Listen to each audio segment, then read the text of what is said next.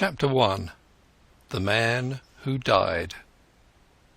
I returned from the city about 3 o'clock on that May afternoon, pretty well disgusted with life. I had been 3 months in the old country and was fed up with it. If anyone had told me a year ago that I would have been feeling like that, I should have laughed at him, but there was the fact. The weather made me liverish. The talk of the ordinary Englishman made me sick. I couldn't get enough exercise, and the amusements of London seemed as flat as soda water that has been standing in the sun. "Richard Hannay," I kept telling myself, "you have got into the wrong ditch, my friend, and you had better climb out." It made me bite my lips to think of the plans I had been building up those last years in Bulawayo. I had got my pile, not one of the big ones, but good enough for me, and I had figured out all kinds of ways of enjoying myself. My father had brought me out from Scotland at the age of 6, and I had never been home since, so England was a sort of Arabian Nights to me, and I counted on stopping there for the rest of my days. But from the first I was disappointed with it. In about a week I was tired of seeing sights, and in less than a month I had had enough of restaurants and theatres and race meetings. I had no real pal to go about with, which probably explains things. Plenty of people invited me to their houses, but they didn't seem much interested in me. They would ask me a question or two about South Africa, and then get on to their own affairs.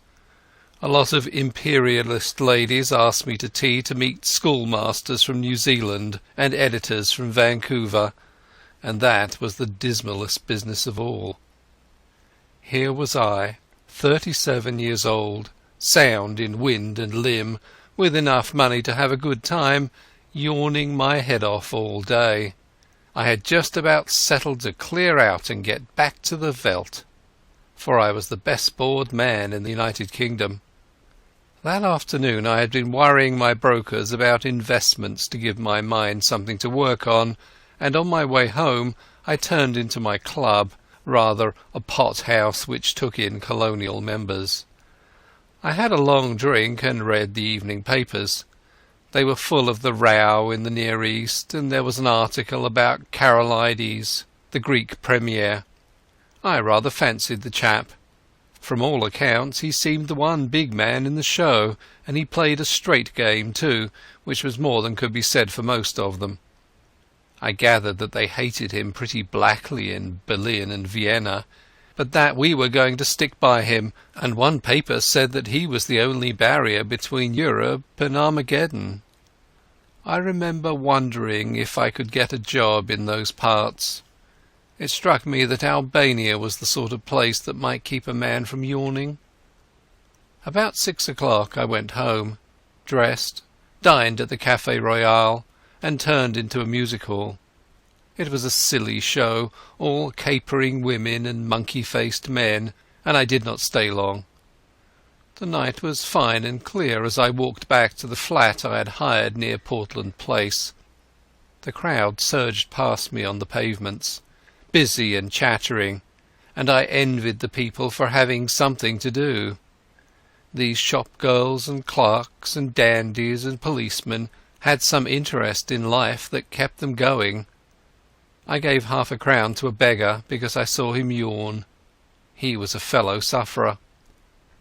At Oxford Circus I looked up into the spring sky, and I made a vow. I would give the old country another day to fit me into something. If nothing happened, I would take the next boat for the Cape. My flat was on the first floor in a new block behind Langham Place. There was a common staircase with a porter and a lift man at the entrance, but there was no restaurant or anything of that sort, and each flat was quite shut off from the others. I hate servants on the premises, so I had a fellow to look after me who came in by the day. He arrived before 8 o'clock every morning, and used to depart at 7, for I never dined at home. I was just fitting my key into the door when I noticed a man at my elbow.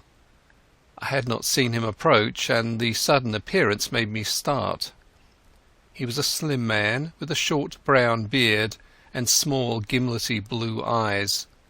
I recognized him as the occupant of the flat on the top floor with whom I had passed the time of day on the stairs.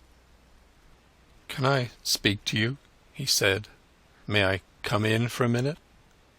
He was steadying his voice with an effort, and his hand was pawing my arm. I got my door open and motioned him in. No sooner was he over the threshold than he made a dash for my back room where I used to smoke and write my letters. Then he bolted back. "Is the door locked?" he asked feverishly, and he fastened the chain with his own hand. "I'm very sorry," he said humbly. "It's a mighty liberty, but you look the kind of man who would understand. I've had you in my mind all this week, when things got troublesome. Say, will you do me a good turn?" "I'll listen to you," I said. "That's all I'll promise." I was getting worried by the antics of this nervous little chap. There was a tray of drinks on a table beside him, from which he filled himself a stiff whisky and soda. He drank it off in 3 gulps and cracked the glass as he set it down. "Pardon," he said. "I'm a bit rattled tonight. You see, I happen at this moment to be dead." I sat down in an armchair and lit my pipe. "What does it feel like?" I asked. I was pretty certain that I had to deal with a madman. A smile flickered over his drawn face. "I'm not mad yet. Say, sir, I've been watching you, and I reckon you're a cool customer. I reckon, too, you're an honest man, and not afraid of playing a bold hand. I'm going to confide in you. I need help worse than any man ever needed it, and I want to know if I can count you in." "Get on with your yarn," I said, "and then I'll tell you." He seemed to brace himself for a great effort, and then started on the queerest rigmarole. I didn't get hold of it at first, and I had to stop and ask him questions, but here is the gist of it.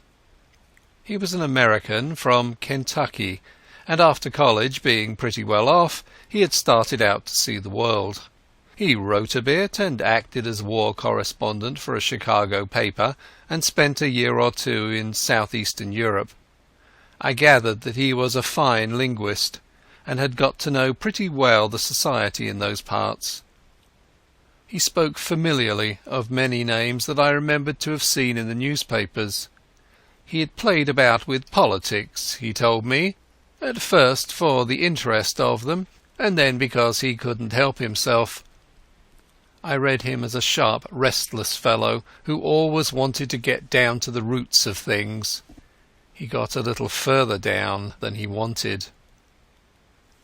I'm giving you what he told me as well as I could make it out. Away behind all the governments and the armies there was a big subterranean movement going on, engineered by very dangerous people. He had come on it by accident. It fascinated him. He went further, and then got caught.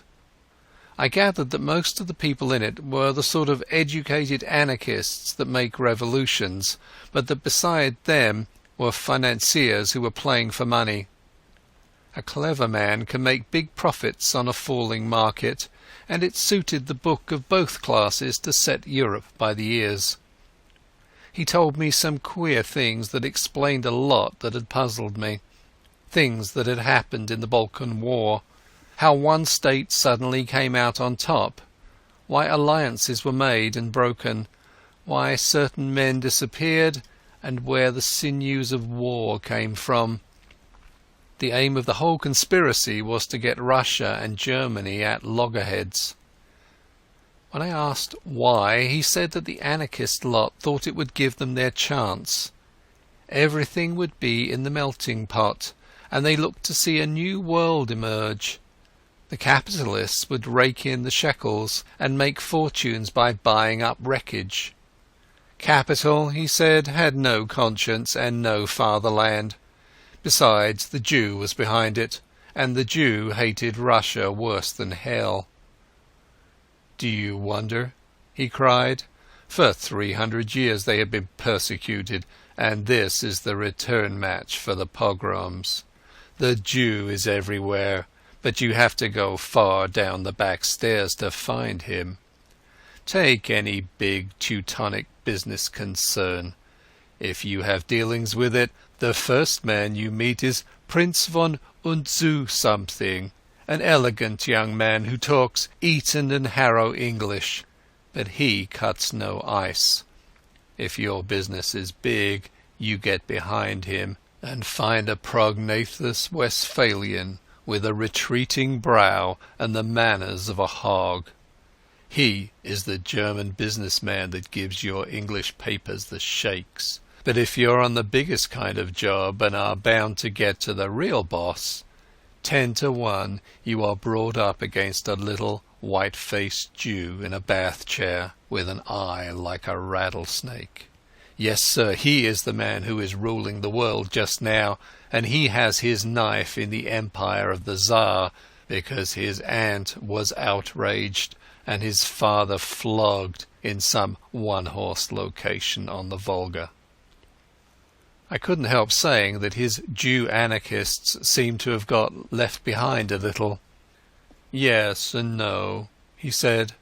They won up to a point, but they struck a bigger thing than money, a thing that couldn't be bought.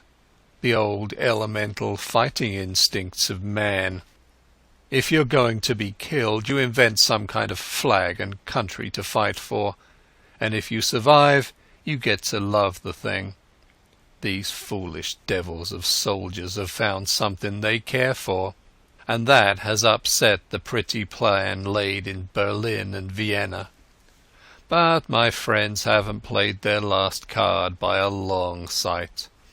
They've got the ace up their sleeves, and unless I can keep alive for a month, they're going to play it and win. But I thought you were dead, I put in. Mors janua vitae, he smiled. I recognized the quotation. It was about all the Latin I knew. I'm coming to that. And I've got to put you wise about a lot of things first. If you read your newspaper, I guess you know the name of Constantine Karolides. I sat up for that, for I had been reading about him that very afternoon. He is the man that has wrecked all their games. He is the one big brain in the whole show, and he happens also to be an honest man, wherefore he has been marked down these 12 months past. I found that out. Not that it was difficult, for any fool could guess as much. But I found out the way they were going to get him. And that knowledge was deadly. That's why I have had to decease. He had another drink, and I mixed it for him myself, for I was getting interested in the beggar. They can't get him in his own land, for he has a bodyguard of Epirotes that would skin their grandmothers. But on the 15th day of June he is coming to this city. The British Foreign Office has taken to having international tea parties, and the biggest of them is due on that date. Now Karolides is reckoned the principal guest, and if my friends have their way he will never return to his admiring countrymen. That's simple enough anyhow, I said. You can warn him and keep him at home. And play their game? He asked sharply. If he does not come, they win, for he's the only man that can straighten out the tangle. And if his government is warned, he won't come, for he does not know how big the stakes will be on June 15th. What about the British government? I asked. They're not going to let their guests be murdered. Tip them the wink, and they'll take extra precautions. No good. They might stuff your city with plainclothes detectives and double the police, and Constantine would still be a doomed man. My friends are not playing this game for candy. They want a big occasion for the taking off, with the eyes of all Europe on it. He'll be murdered by an Austrian, and there'll be plenty of evidence to show the connivance of the big folk in Vienna and Berlin. It will all be an infernal lie, of course, but the case will look black enough to the world. I'm not talking hot air, my friend. I happen to know every detail of the hellish contrivance, and I can tell you it will be the most finished piece of blackguardism since the Borgias. But it's not going to come off if there's a certain man who knows the wheels of the business alive right here in London on the 15th day of June. And that man is going to be your servant, Franklin P. Scudder." I was getting to like the little chap. His jaw had shut like a rat trap, and there was a fire of battle in his gimlety eyes. If he was spinning me a yarn, he could act up to it. "Where did you find out this story?" I asked. "I got the first hint in an inn in the Achensee in Tyrol. That set me inquiring, and I collected my other clues in a fur shop in the Galatian quarter of Buda, in a strangers' club in Vienna, and in a little bookshop off the Racknitzstrasse in Leipzig. I completed my evidence 10 days ago in Paris. I can't tell you the details now, for it's something of a history. When I was quite sure in my own mind, I judged it my business to disappear, and I reached this city by a mighty queer circuit. I left Paris a dandified young French-American, and I sailed from Hamburg a Jew diamond merchant. In Norway I was an English student of Ibsen, collecting materials for lectures. But when I left Bergen I was a cinema man with special ski films. And I came here from Leith with a lot of pulpwood propositions in my pocket to put before the London newspapers. Till yesterday I had thought I had muddied my trail some, and was feeling pretty happy. Then—" The recollection seemed to upset him, and he gulped down some more whisky. "Then I saw a man standing in the street outside this block. I used to stay close in my room all day, and only slip out after dark for an hour or two. I watched him for a bit from my window, and I thought I recognized him. He came in and spoke to the porter. When I came back from my walk last night, I found a card in my letterbox. It bore the name of the man I want least to meet on God's earth." I think that the look in my companion's eyes, the sheer, naked fright on his face, completed my conviction of his honesty. My own voice sharpened a bit as I asked him what he did next. I realized I was bottled up as sure as a pickled herring, and that there was only one way out. I had to die. If my pursuers knew I was dead, they would go to sleep again.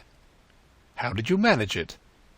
"I told the man that valets me that I was feeling pretty bad, and I got myself up to look like death. That wasn't difficult, for I'm no slouch at disguises. Then I got a corpse. You can always get a body in London if you know where to go for it. I fetched it back in a trunk on the top of a four-wheeler, and I had to be assisted upstairs to my room. You see, I had to pile up some evidence for the inquest. I went to bed and got my man to mix me a sleeping draught, and then told him to clear out. He wanted to fetch a doctor, but I swore some and said I couldn't abide leeches. When I was left alone I started in to fake up that corpse. He was my size, and I judged had perished from too much alcohol, so I put some spirits handy about the place. The jaw was the weak point in the likeness, so I blew it away with a revolver. I dare say there will be somebody tomorrow to swear to having heard a shot, but there are no neighbours on my floor, and I guessed I could risk it. So I left the body in bed, dressed up in my pyjamas, with a revolver lying on the bedclothes, and a considerable mess around. Then I got into a suit of clothes I had kept waiting for emergencies. I didn't dare to shave for fear of leaving tracks, and besides, it wasn't any kind of use my trying to get into the streets. I'd had you in my mind all day, and there seemed nothing to do but to make an appeal to you. I watched from my window till I saw you come home, and then slipped down the stair to meet you. There, sir, I guess you know about as much as me of this business." He sat blinking like an owl, fluttering with nerves, and yet desperately determined. By this time I was pretty well convinced that he was going straight with me. It was the wildest sort of narrative, but I had heard in my time many steep tales which had turned out to be true, and I had made a practice of judging the man rather than the story. If he had wanted to get a location in my flat and then cut my throat, he would have pitched a milder yarn. "Hand me your key," I said, "and I'll take a look at the corpse. Excuse my caution, but I'm bound to verify a bit if I can." He shook his head mournfully. "I reckoned you'd ask for that, but I haven't got it. It's on my chain on the dressing table. I had to leave it behind, for I couldn't leave any clues to raise suspicions. The gentry who are after me are pretty bright-eyed citizens. You'll have to take me on trust for the night, and tomorrow you'll get proof of the corpse business right enough." I thought for an instant or two. "Right. I'll trust you for the night. I'll lock you into this room and keep the key. Just one word, Mr. Scudder. I believe you're straight, but if so be you're not, I should warn you that I'm a handy man with a gun." "Sure," he said, jumping up with some briskness. "I haven't the privilege of your name, sir, but let me tell you that you're a white man. I'll thank you to lend me a razor." I took him into my bedroom and turned him loose. In half an hour's time a figure came out that I scarcely recognized. Only his gimlety, hungry eyes were the same. He was shaved clean, his hair was parted in the middle, and he had cut his eyebrows. Furthermore, he carried himself as if he had been drilled, and was the very model, even to the brown complexion, of some British officer who had had a long spell in India. He had a monocle, too, which he stuck in his eye, and every trace of the American had gone out of his speech.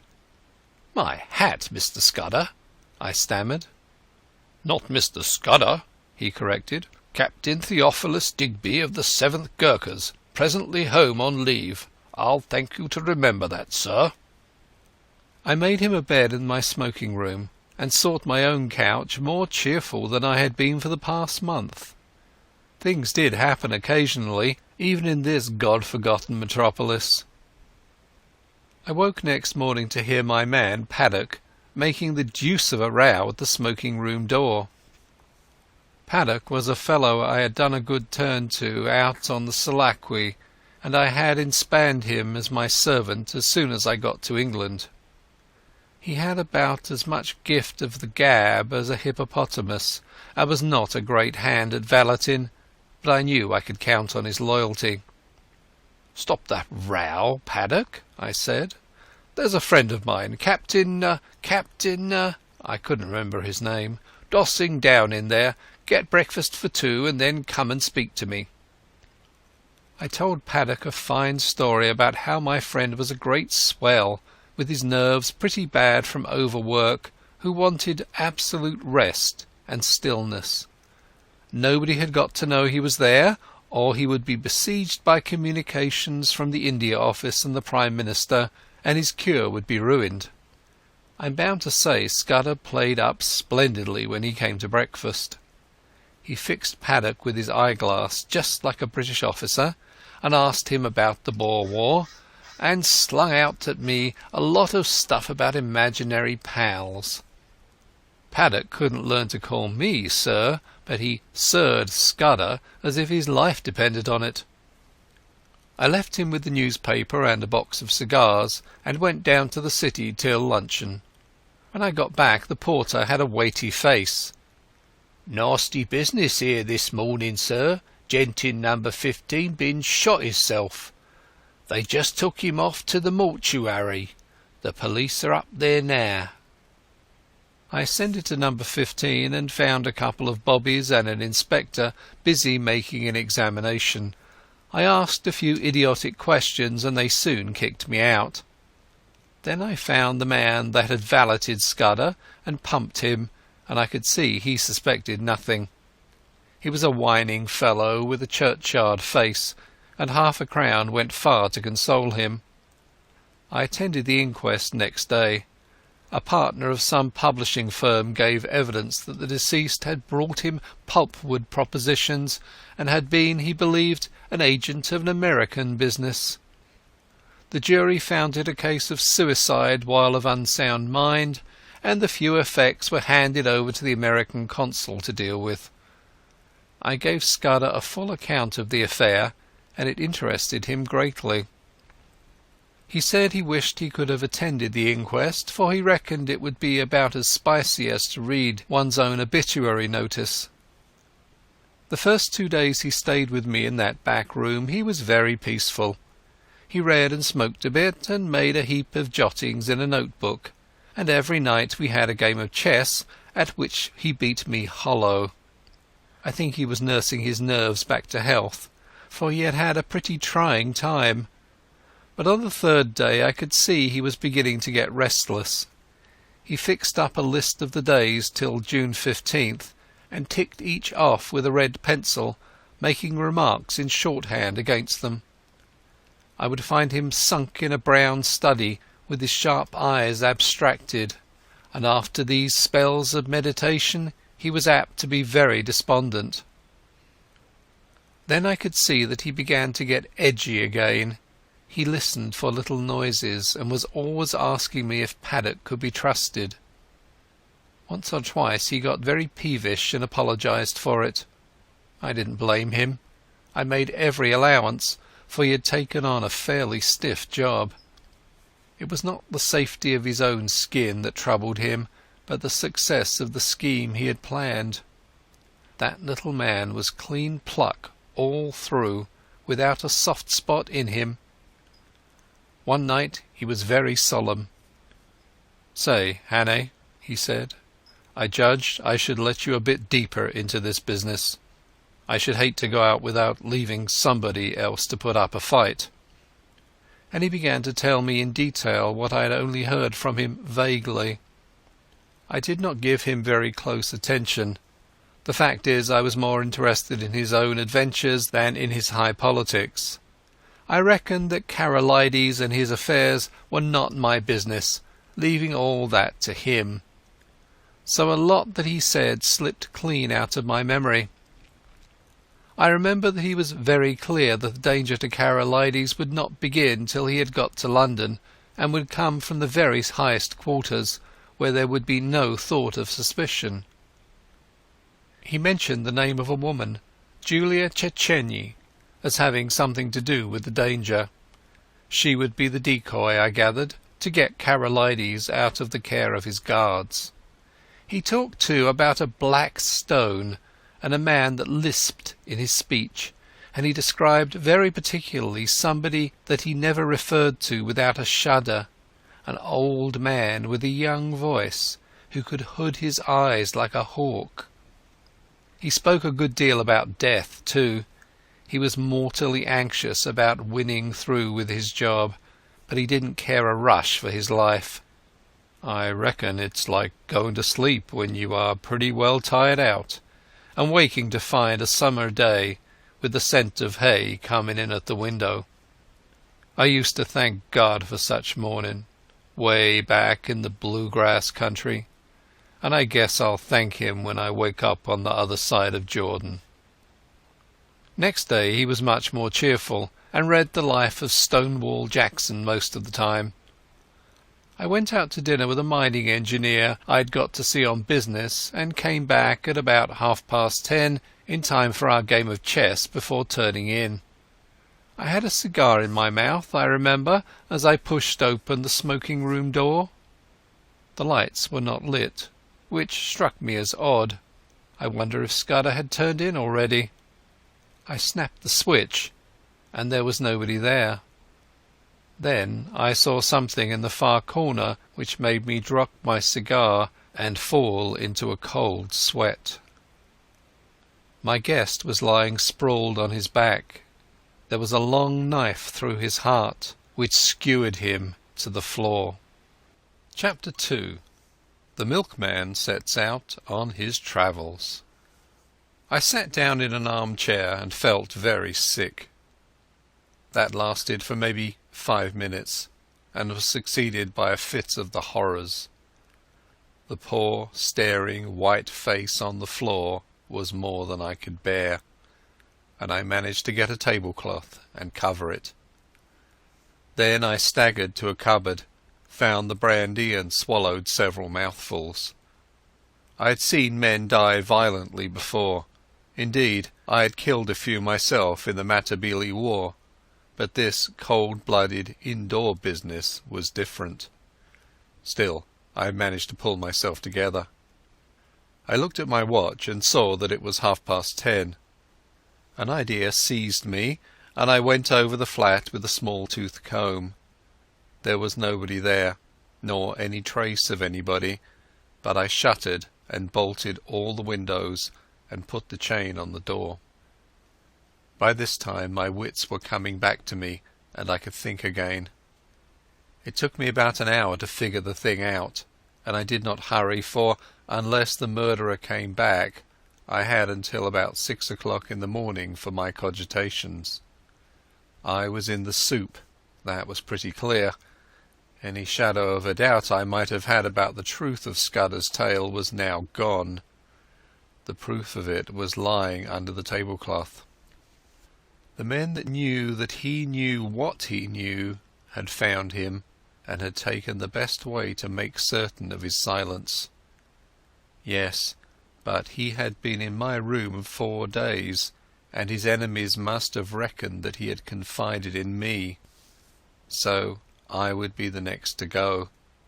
It might be that very night, or next day, or the day after, but my number was up all right. Then suddenly I thought of another probability. Supposing I went out now and called in the police, or went to bed and let Paddock find the body and call them in the morning. What kind of a story was I to tell about Scudder? I had lied to Paddock about him, and the whole thing looked desperately fishy. If I made a clean breast of it and told the police everything he had told me, they would simply laugh at me. The odds were 1,000 to 1 that I would be charged with the murder, and the circumstantial evidence was strong enough to hang me.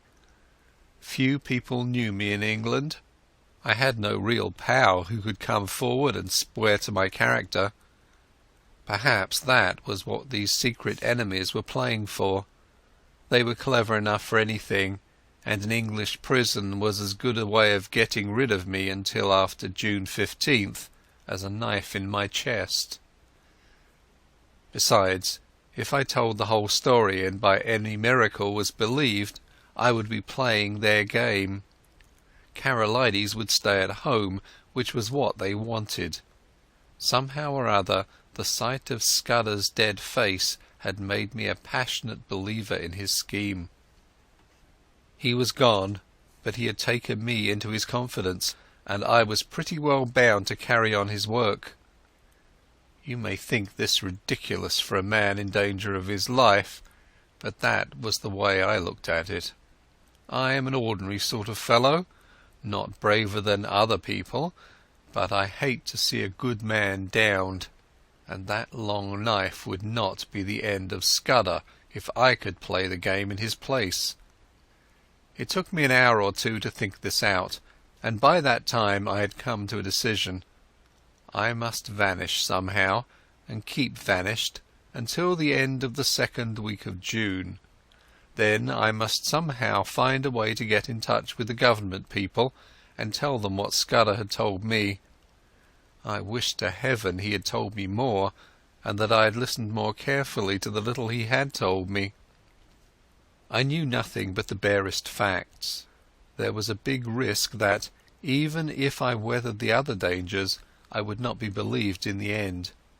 I must take my chance of that, and hope that something might happen which would confirm my tale in the eyes of the government. My first job was to keep going for the next 3 weeks.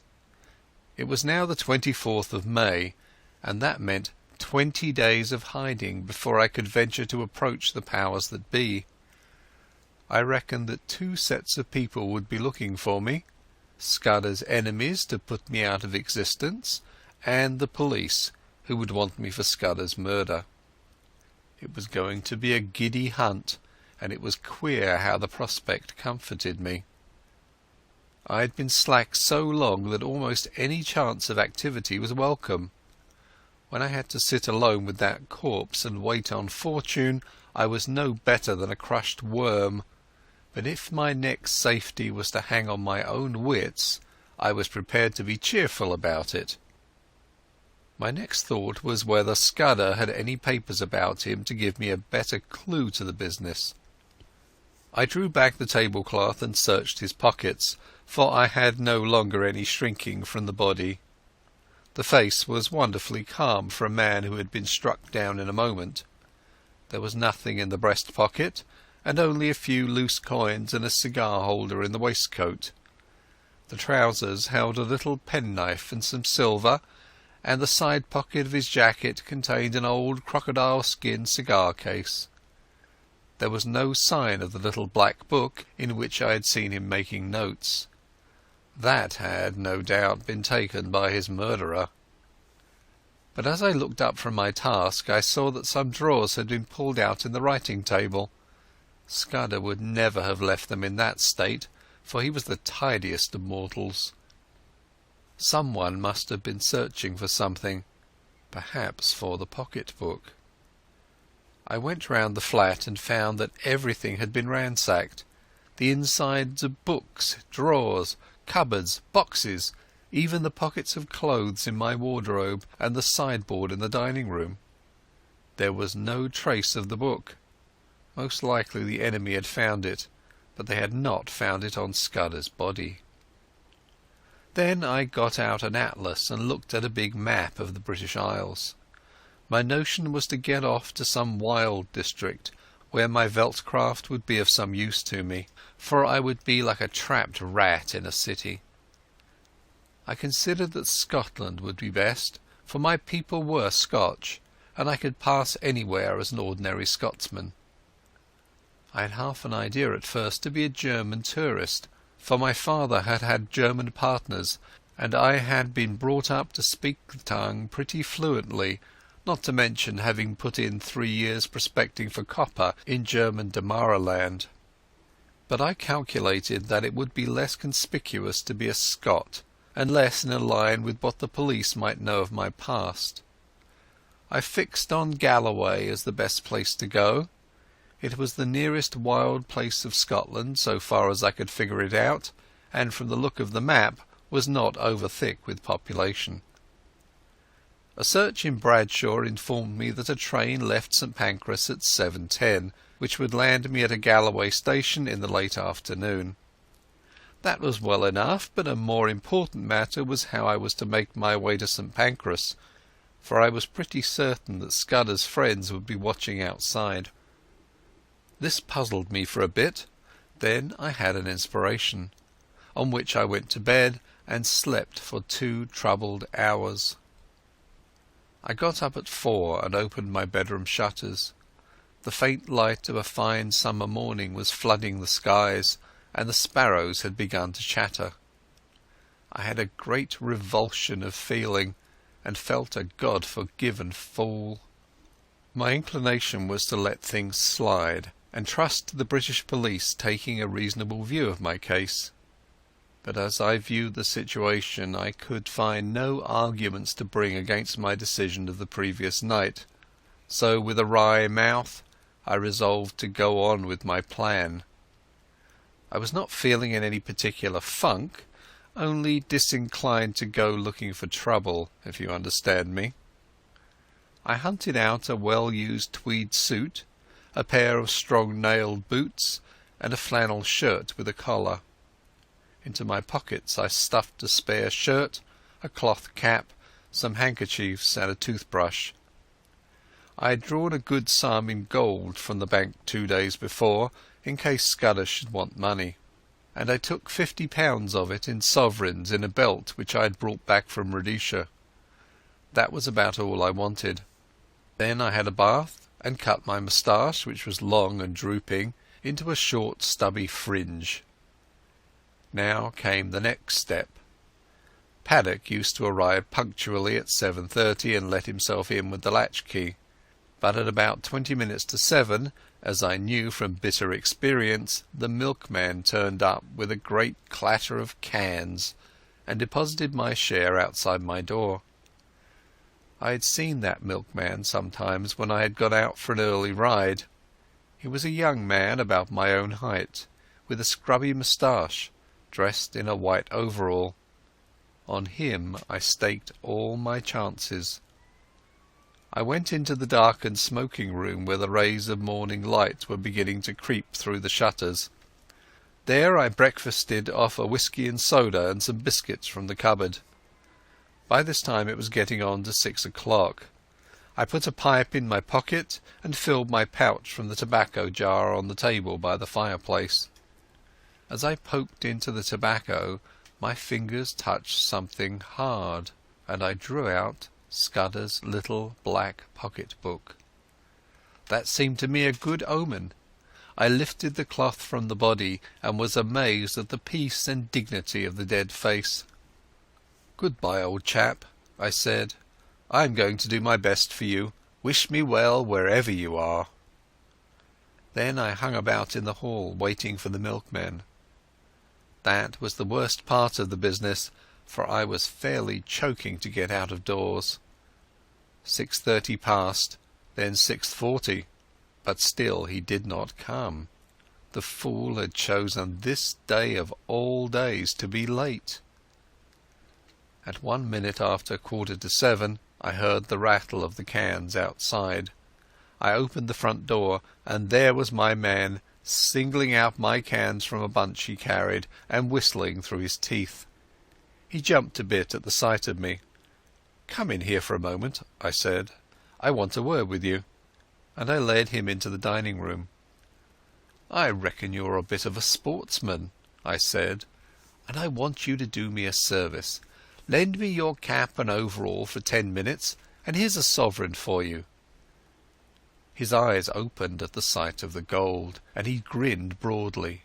"What's the game?" he asked. "A bet," I said. "I haven't time to explain, but to win it I've got to be a milkman for the next 10 minutes. All you've got to do is to stay here till I come back. You'll be a bit late, but nobody will complain, and you'll have that quid for yourself." "Right-o," he said cheerily. "I ain't the man to spoil a bit of sport. Here's the rig, governor." I stuck on his flat blue cap and his white overall, picked up the cans, banged my door, and went whistling downstairs. The porter at the foot told me to shut my jaw, which sounded as if my make-up was adequate. At first I thought there was nobody in the street. Then I caught sight of a policeman 100 yards down, and a loafer shuffling past on the other side. Some impulse made me raise my eyes to the house opposite, and there at a first-floor window was a face. As the loafer passed, he looked up, and I fancied a signal was exchanged. I crossed the street, whistling gaily and imitating the jaunty swing of the milkman. Then I took the first side street and turned up a left-hand turning which led past a bit of vacant ground. There was no one in the little street, so I dropped the milk cans inside the hoarding and sent the hat and coverall after them. I'd only just put on my cloth cap when a postman came round the corner. I gave him a good morning, and he answered me unsuspiciously. At the moment the clock of a neighbouring church struck the hour of 7. There was not a second to spare. As soon as I got to Euston Road I took to my heels and ran. The clock at Euston Station showed 5 minutes past the hour. At St Pancras I had no time to take a ticket, let alone that I had not settled upon my destination. A porter told me the platform, and as I entered it I saw the train already in motion. 2 station officials blocked the way, but I dodged them and clambered into the last carriage. 3 minutes later, as we were roaring through the northern tunnels, an irate guard interviewed me. He wrote out for me a ticket to Newton Steward, a name which had suddenly came back to my memory, and he conducted me from the first-class compartment where I had ensconced myself to a third-class smoker, occupied by a sailor and a stout woman with a child. He went off grumbling, and as I mopped my brow I observed to my companions in my broadest Scots that it was a sore job catching trains. I had already entered upon my part. "The impudence of that guard," said the lady bitterly. "He was complaining o' this wean no haeing a ticket, and her no furrer than August 12th, and he was objecting to this gentleman spitting." The sailor morosely agreed, and I started my new life in an atmosphere of protest against authority. I reminded myself that a week ago I had been finding the world dull. Chapter 3. The Adventure of the Literary Innkeeper. I had a solemn time travelling north that day. It was fine May weather, with the hawthorn flowering on every edge, and I asked myself why, when I was still a free man, I had stayed on in London and not got the good of this heavenly country. I didn't dare face the restaurant car, but I got a luncheon basket at Leeds and shared it with the fat woman. Also I got the morning's papers with news about starters for the Derby and the beginning of the cricket season, and some paragraphs about how Balkan affairs were settling down and a British squadron was going to Kiel. When I had done with them I got out Scudder's little black pocket-book and studied it. It was pretty well filled with jottings, chiefly figures, though now and then a name was printed in. For example, I found the word Hofgaard, Loonville, and avocado pretty often, and especially the word Pavia. Now, I was certain that Scudder never did anything without a reason, and I was pretty sure that there was a cipher in all this. That is a subject which has always interested me, and I did a bit of it myself once as intelligence officer at Delagoa Bay during the Boer War. I have a head for things like chess and puzzles, and I used to reckon myself pretty good at finding out ciphers. This one looked like the numerical kind, where sets of figures corresponded to the letters of the alphabet, but any fairly shrewd man can find the clue to that sort after an hour or two's work, and I didn't think Scudder would have been content with anything so easy. So I fastened on the printed words, for you can make a pretty good numerical cipher if you have a keyword which gives you the sequence of the letters. I tried for hours, but none of the words answered. Then I fell asleep and woke at Dumfries just in time to bundle out and get into the slow Galloway train. There was a man on the platform whose looks I didn't like, but he never glanced at me, and when I caught sight of myself in the mirror of an automatic machine I didn't wonder. With my brown face, my old tweeds and my slouch, I was the very model of one of the hill farmers who were crowding into the third-class carriages. I travelled with half a dozen in an atmosphere of shag and clay pipes. They had come from the weekly market, and their mouths were full of prices. I heard accounts of how the lambing had gone up on the Cairn and the Douch and a half-dozen other mysterious waters. Above half the men had lunched heavily and were highly flavoured with whisky, but they took no notice of me. We rumbled slowly into a land of little wooded glens, and then to a great wide moorland place, gleaming with lochs and high blue hills showing northwards. About 5 o'clock the carriage had emptied, and I was left alone, as I'd hoped. I got out at the next station, a little place whose name I scarcely noted, set right in the heart of a bog. It reminded me of one of those forgotten little stations in the Karoo. An old station-master was digging in his garden, and with his spade over his shoulder sauntered to the train, took charge of a parcel and went back to his potatoes. A child of 10 received my ticket, and I emerged on a white road that straggled over the brown moor. It was a gorgeous spring evening, with every hill showing as clear as a cut amethyst. The air had the queer rooty smell of bogs, but it was as fresh as mid-ocean, and it had the strangest effect on my spirits. I actually felt light-hearted. I might have been a boy out for a spring holiday tramp, instead of a man of 37 very much wanted by the police. I felt just as I used to feel when I was starting for a big trek on a frosty morning on the Highvelt. If you believe me, I swung along that road whistling. There was no plan of campaign in my head, only just to go on in this blessed, honest-smelling hill country, for every mile put me in better humour with myself. In a roadside planting I cut a walking stick of hazel, and presently struck off the highway by a bypath which followed the glen of a brawling stream. I reckoned that I was still far ahead of any pursuit, and for that night might please myself.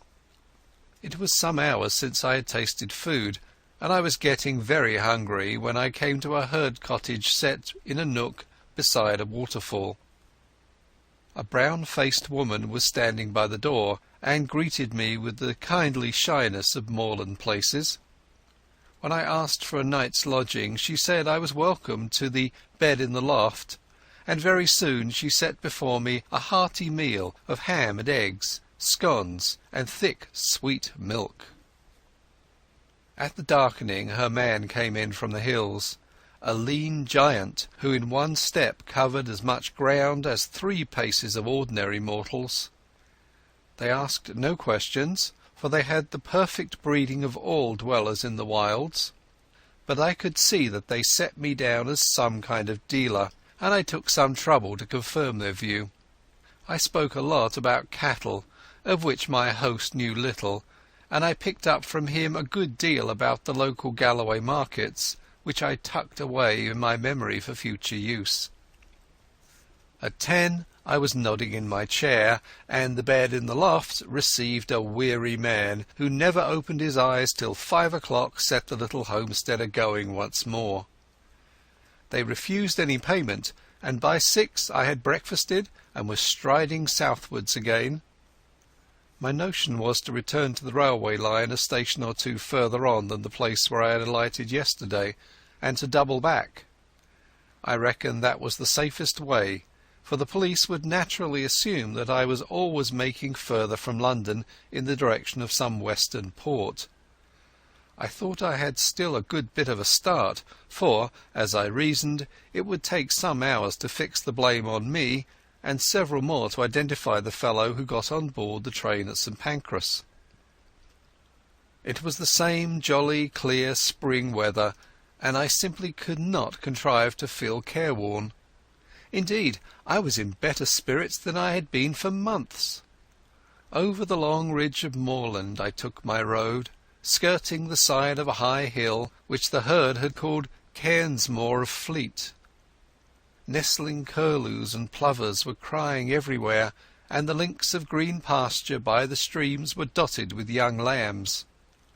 All the slackness of the past months was slipping from my bones, and I stepped out like a 4-year-old. By and by I came to a swell of moorland, which dipped to the vale of a little river, and a mile away in the heather I saw the smoke of a train. The station, when I reached it, proved to be ideal for my purpose. The moor surged up around it, and left room only for the single line, a slender siding, a waiting-room, an office, the station-master's cottage, and a tiny yard of gooseberries and sweet william. There seemed no road to it from anywhere, and to increase the desolation the waves of a tarn lapped on their grey granite beach half a mile away. I waited in the deep heather till I saw the smoke of an east-going train on the horizon. Then I approached the tiny booking office and took a ticket for Dumfries.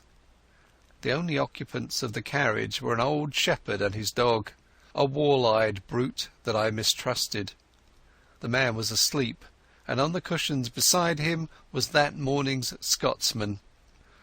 Eagerly I seized on it, for I fancied it would tell me something. There were 2 columns about the Portland Place murder, as it was called.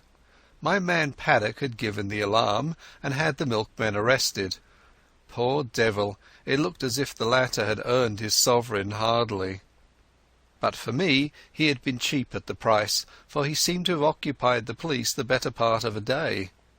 In the stop press news I found a further instalment of the story. The milkman had been released, I read, and the true criminal, about whose identity the police were reticent, was believed to have got away from London by one of the northern lines. There was a short note about me as the owner of the flat. I guessed the police had stuck in that as a clumsy contrivance to persuade me that I was unsuspected. There was nothing else in the paper, nothing about foreign politics or Karolides, or the things that had interested Scudder. I laid it down and found that we were approaching the station at which I had got out yesterday. The potato-digging station-master had been gingered up into some activity, for the west-going train was waiting to let us pass, and from it had descended 3 men who were asking him questions. I supposed that they were the local police who had been stirred up by Scotland Yard and had traced me as far as this one-horse siding. Sitting well back in the shadow, I watched them carefully. One of them had a book and took down notes. The old potato digger seemed to have turned peevish, but the child who had collected my ticket was talking volubly. All the party looked across the moor where the white road departed. I hoped they were going to take up my tracks there. As we moved away from that station, my companion woke up.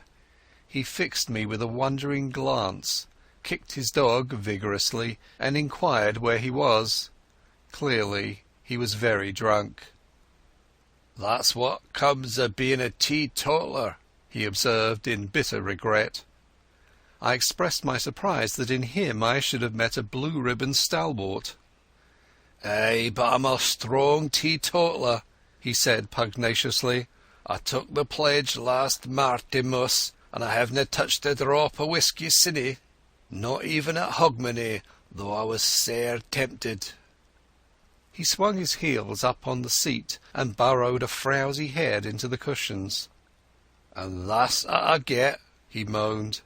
"A head hotter than hell fire, and 20 looking different ways for the Sabbath." "What did it?" I asked. "A drink they ca' brandy.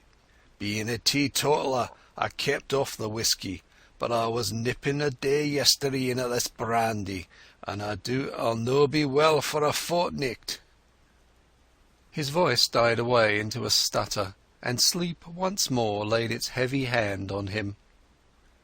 My plan had been to get out at some station down the line, but the train suddenly gave me a better chance, for it came to a standstill at the end of a culvert which spanned a brawling porter-coloured river. I looked out and saw that every carriage window was closed, and no human figure appeared on the landscape. So I opened the door and dropped quickly into the tangle of hazels which edged the line. It would have been all right but for that infernal dog. Under the impression that I was decamping with its master's belongings, it started to bark, and all but got me by the trousers. This woke up the herd, who stood bawling at the carriage door in the belief that I had committed suicide. I crawled through the thicket, reached the edge of the stream, and in cover of the bushes put 100 yards or so behind me. Then from my shelter I peered back and saw that the guard and several passengers gathered round the open carriage door and stared in my direction. I could not have made a more public departure if I had left with a bugler and a brass band. Happily the drunken herd provided a diversion. He and his dog, which was attached by a rope to his waist, suddenly cascaded out of the carriage, landed on their heads on the track, and rolled some way down the bank towards the water. In the rescue which followed, the dog bit somebody, for I could hear the sound of hard swearing.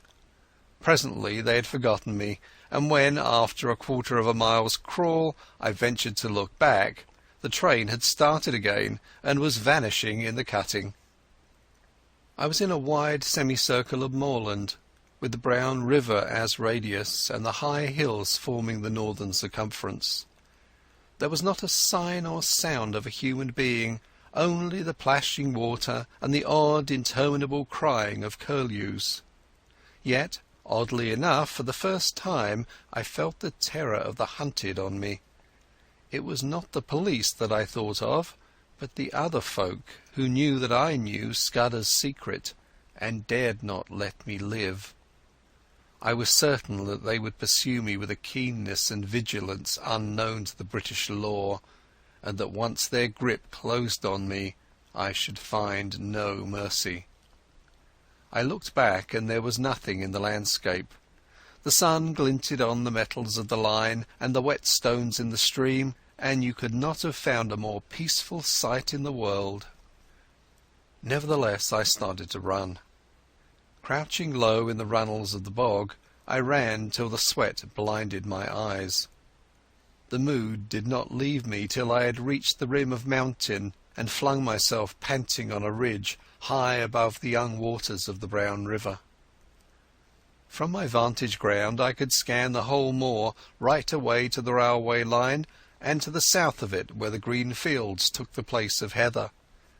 I have eyes like a hawk, but I could see nothing moving in the whole countryside.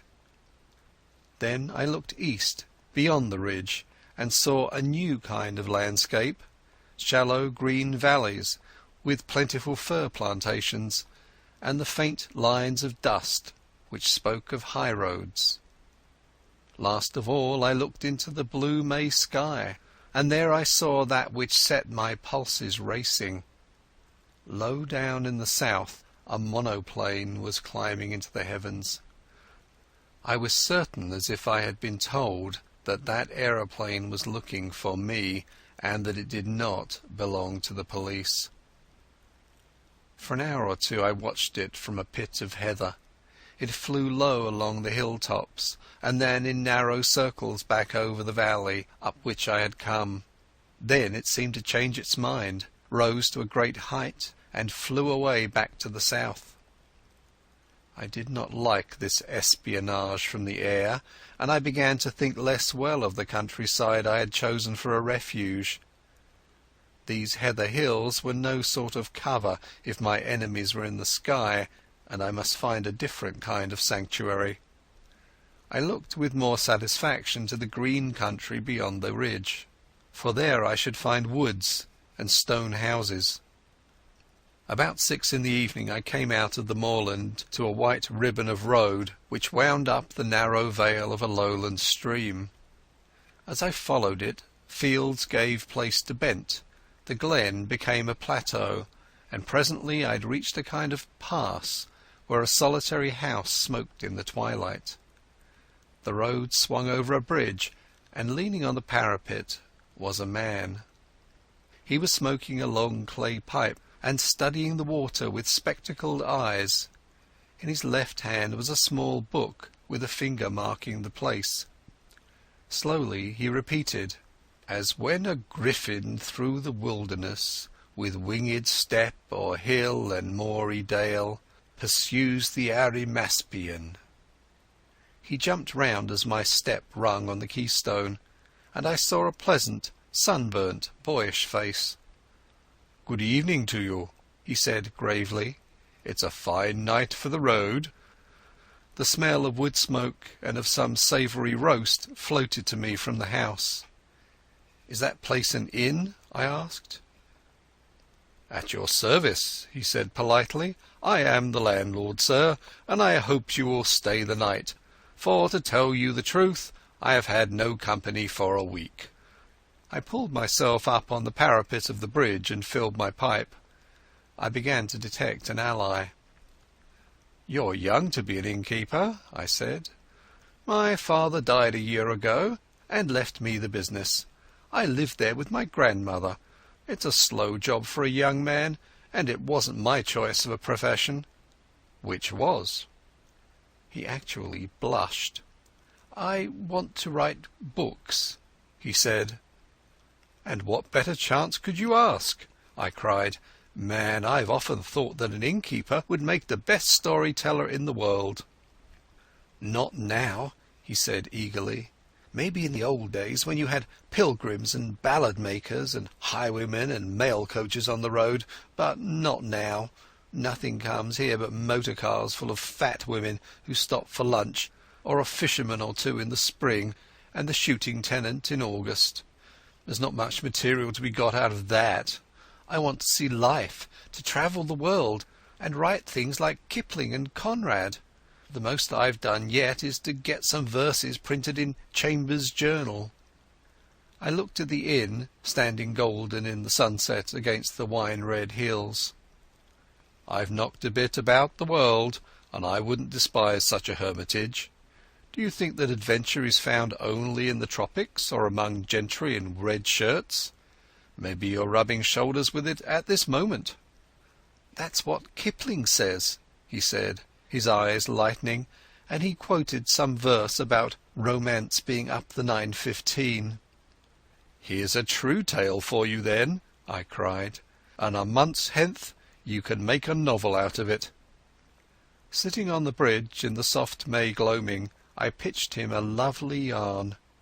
It was true in essentials too, though I altered the minor details. I made out that I was a mining magnate from Kimberley who had had a lot of trouble with IDB, illicit diamond buying, and had shown up a gang. They had pursued me across the ocean and had killed my best friend, and were now on my tracks. I told the story well, though I say it who shouldn't. I pictured a flight across the Kalahari to German Africa, the crackling, parching days, the wonderful blue velvet nights. I described an attack on my life on the voyage home, and I made a really horrid affair of the Portland Place murder. "You're looking for adventure?" I cried. "Well, you've found it here. The devils are after me, and the police are after them. It's a race that I mean to win." "By God," he whispered, drawing his breath in sharply, "it is all pure Rider Haggard and Conan Doyle." "You believe me," I said gratefully. "Of course I do," and he held out his hand. "I believe everything out of the common. The only thing to distrust is the normal." He was very young, but he was the man for my money. "I think they're off my track for the moment, but I must lie close for a couple of days. Can you take me in?" He caught my elbow in his eagerness and drew me toward the house. "You can lie as snug here as if you were in a moss hole. I'll see that nobody blabs either. And you'll give me some more material about your adventures?" As I entered the inn porch I heard from far off the beat of an engine. There, silhouetted against the dusky west, was my friend, the monoplane. He gave me a room at the back of the house with a fine outlook over the plateau, and made me free of his own study, which was stacked with cheap editions of his favourite authors. I never saw the grandmother, so I guessed she was bedridden. An old woman named Margit brought me my meals, and the innkeeper was around me at all hours. I wanted some time to myself, so I invented a job for him. He had a motor bicycle, and I set him off next morning for the daily paper, which usually arrived with the post in the late afternoon. I told him to keep his eyes skinned, and to make note of any strange figures he saw, keeping a special sharp lookout for motors and aeroplanes. Then I sat down in real earnest to Scudder's notebook. He came back at midday with the Scotsman. There was nothing in it except some further evidence of Paddock and the Milkman, and a repetition of yesterday's statement that the murderer had gone north. But there was a long article, reprinted from the Times, about Karolides and the state of affairs in the Balkans, though there was no mention of any visit to England. I got rid of the innkeeper for the afternoon, for I was getting very warm in my search for the cipher. As I told you, it was a numerical cipher, and by an elaborate system of experiments I had pretty well discovered what were the nulls and stops. The trouble was the key word, and when I thought of the odd million words he might have used, I felt pretty hopeless. But about 3 o'clock I had a sudden inspiration. The name Julia Czechenyi flashed across my memory. Scudder had said it was the key to the Karolides business, and it occurred to me to try it on his cipher. It worked. The 5 letters of Julia gave me the position of the vowels. A was J, the 10th letter of the alphabet, and so repeated by X in the cipher. E was U, XXI, and so on. Czechenyi gave me the numerals for the principal consonants. I scribbled that scheme on a bit of paper and sat down to read Scudder's pages. In half an hour I was reading with a whitish face and fingers that drummed on the table. I glanced out of the window and saw a big touring car coming up the glen towards the inn. It drew up at the door, and there was the sound of people alighting. There seemed to be 2 of them, men in aquascutums and tweed caps.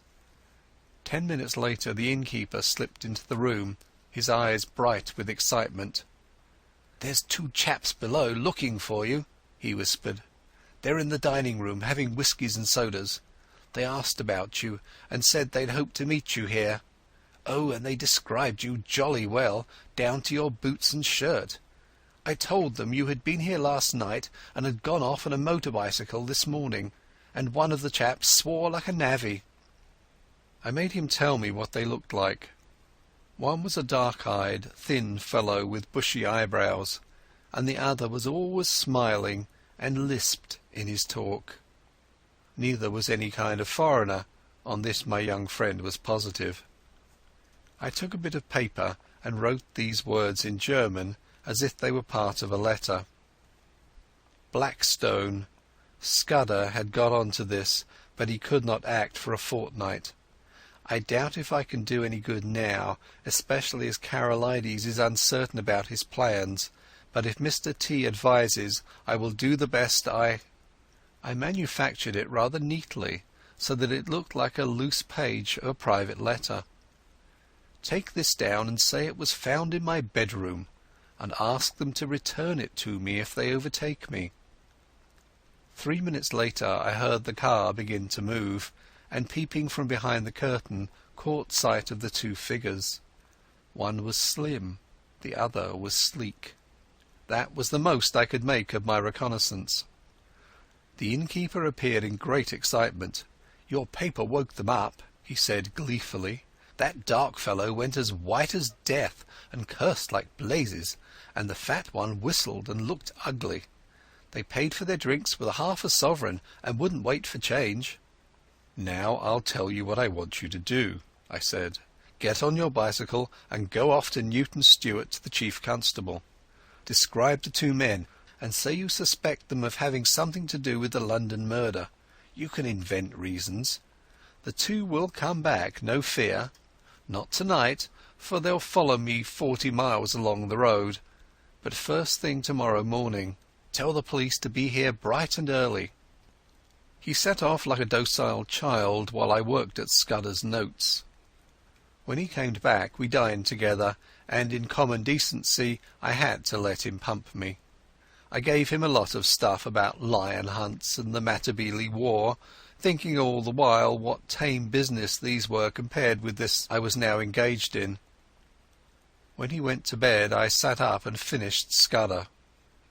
I smoked in a chair till daylight, for I could not sleep. About 8 next morning I witnessed the arrival of 2 constables and a sergeant.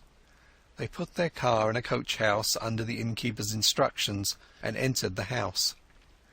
20 minutes later I saw from my window a second car come across the plateau from the opposite direction. It did not come up to the inn, but stopped 200 yards off in the shelter of a patch of wood. I noticed that its occupants carefully reversed it before leaving it. A minute or 2 later I heard their steps on the gravel outside the window. My plan had been to lie hid in my bedroom and see what happened. I had a notion that if I could bring the police and my other more dangerous pursuers together, something might work out of it to my advantage. But now I had a better idea. I scribbled a line of thanks to my host, opened the window and dropped quietly into a gooseberry bush.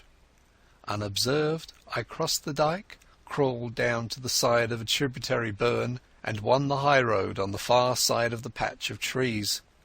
There stood the car, very spick and span in the morning sunlight, but with the dust on her which told of a long journey. I started her, jumped into the chauffeur's seat, and stole gently out onto the plateau. Almost at once the road dipped, so that I lost sight of the inn, but the wind seemed to bring me the sound of angry voices.